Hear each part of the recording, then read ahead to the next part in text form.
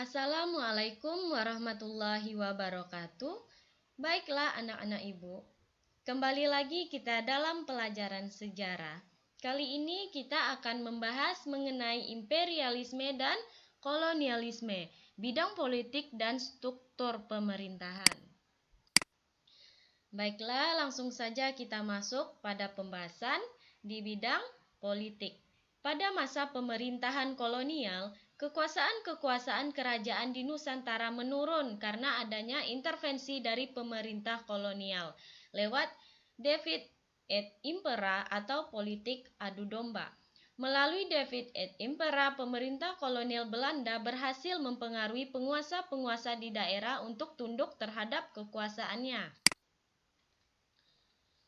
Selanjutnya, berhasil membuat penguasa daerah tunduk berarti juga dapat mengatur beberapa kebijakan baru seperti membagi wilayah Hindia Belanda khususnya Jawa menjadi 9 prefektur dan 30 regentschaft. Tiap prefektur dipimpin oleh prefek yang merupakan orang Belanda, sedangkan tiap regentschaft atau kabupaten dipimpin bupati yang berasal dari orang pribumi bangsawan.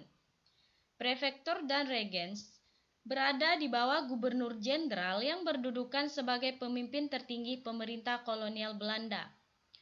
Gubernur jenderal dibantu oleh 6 departemen yaitu kehakiman, keuangan, dalam negeri, kebudayaan dan kepercayaan, ekonomi serta kesejahteraan rakyat.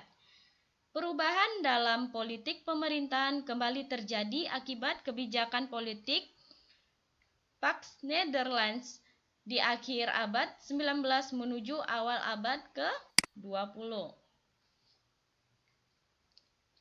Pax Netherlandsia adalah perubahan sistem pemerintahan dari administrasi tradisional ke sistem administrasi modern.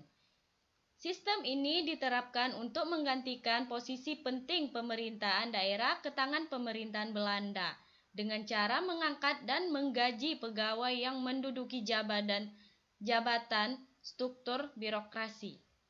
Dalam sistem tersebut, jabatan tertinggi yang bisa dipegang oleh masyarakat pribumi adalah bupati dan di bawahnya terdapat wedana dan pati. Selain itu, sistem pemerintahan di Indonesia sekarang merupakan warisan dari penerapan ajaran Trias Politica yang dijalankan oleh pemerintah kolonial Belanda. Dalam badan yudikatif di struktur tersebut, pemerintahan kolonial Belanda membagi badan peradilan menjadi 3 macam berdasarkan golongan masyarakat di Hindia Belanda. Badan peradilan tersebut terdiri dari peradilan untuk orang Eropa, peradilan orang Timur Asing, dan peradilan orang pribumi. Dalam badan legislatif, pemerintah kolonial Belanda membentuk Volksraad atau Dewan Rakyat pada tahun 1918.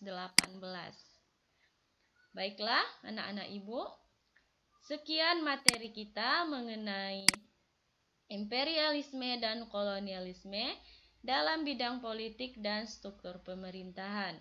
Pertemuan selanjutnya kita akan melanjutkan mengenai imperialisme dan kolonialisme dalam banyak bidang, di antara ada bidang ekonomi dan lain sebagainya. Baiklah, sampai di sini dulu materi yang dapat Ibu sampaikan. Ibu ucapkan wabillahi taufiq wal hidayah. Assalamualaikum warahmatullahi wabarakatuh.